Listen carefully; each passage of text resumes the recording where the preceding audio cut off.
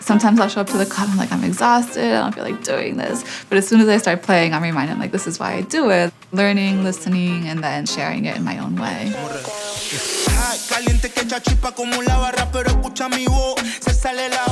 I would describe my music as diaspora, as me. It's kind of apocalyptic. I'm kind of a spooky guy sometimes. Punk music and noise music, electronic dance music, hip hop, reggaeton.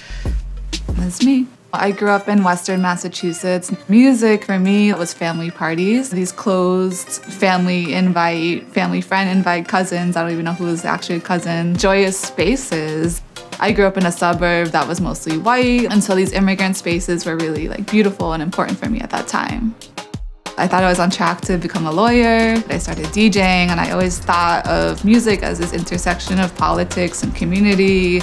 I'm learning about my own history, about intergenerational histories through this music. For previous generations, for my grandparents or for my parents, they had that pressure of coming to the US, losing your accent, fitting in, doing all those things to survive, right?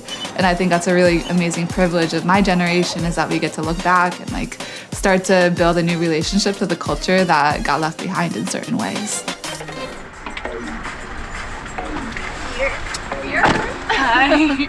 I met Riobamba through the music scene. It was a connection that was instant. I'm really excited to be working in the label and pushing out other artists that might be harder for them to have a platform.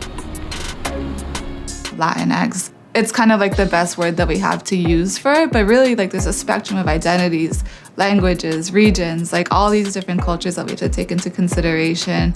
I see gaps in representation. I see gaps in equity. We have so much more to celebrate, right? And to shine light on.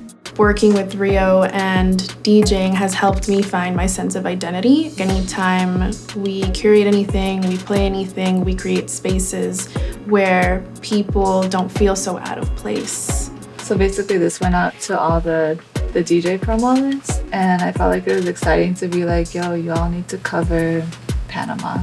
Yeah. If you're gonna be covering this music. I feel good about what I've built. This can run itself for a little bit, and how can I nurture my own creativity and my own drive?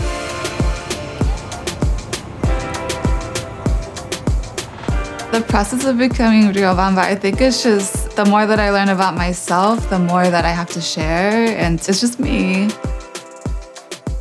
There's a group of Ecuadorians that came up. We're from Riobamba, we're from Ambato, where my mom is from. And I'm that's really cool. We treat each other as cousins. Breaking glass reminds me of the metaphor of if you get a seat at the table, who can you bring with you? Or you just want to get that seat at the table, right? Because the table's been set, this is the way it's been, this is how the industry works. And I'm wary of that because I'm can we just set the table on fire and do it differently? I can look at case studies of how this has worked in the past, steps I need to follow, hire a publicist, get a certain kind of distributor, do all these things. It doesn't resonate with me. I just prefer to go rogue a little bit. We control the message, we control the content, we have that power.